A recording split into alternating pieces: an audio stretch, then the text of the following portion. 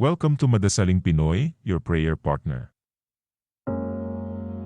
Ngayon ay Miyerkules ng ika-18 linggo sa karaniwang panahon. Pakinggan at pagnilayan natin ngayon ang salita ng Diyos. Ang mabuting balita ng Panginoon ayon kay San Mateo.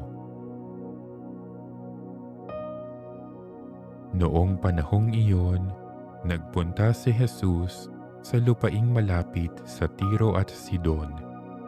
Lumapit sa kanya ang isang Kananeyang naninirahan doon at malakas na sinabi, "Panginoon, anak ni David, mahabag po kayo sa akin. Ang anak kong babae ay inaalihan ng demonyo at masyadong pinahihirapan."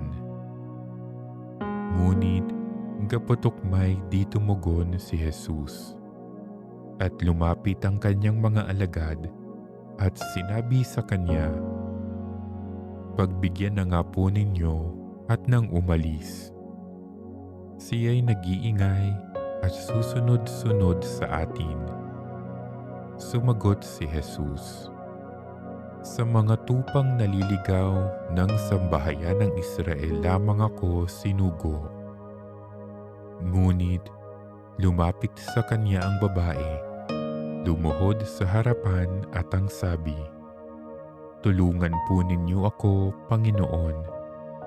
Sumagot si Jesus, "Hindi dapat kunin ang pagkain ng mga anak upang ihagi sa mga tuta." "Tunay nga po, Panginoon," tugon ng babae. Ngunit ang mga tuta man ay nagsisikain ng mumong nalalaglag sa hapag ng kanilang Panginoon. Kaya't sinabi sa kanya ni Jesus,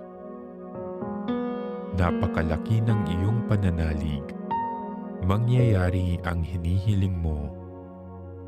At noon di gumaling ang kanyang anak. Ang mabuting balita ng Panginoon.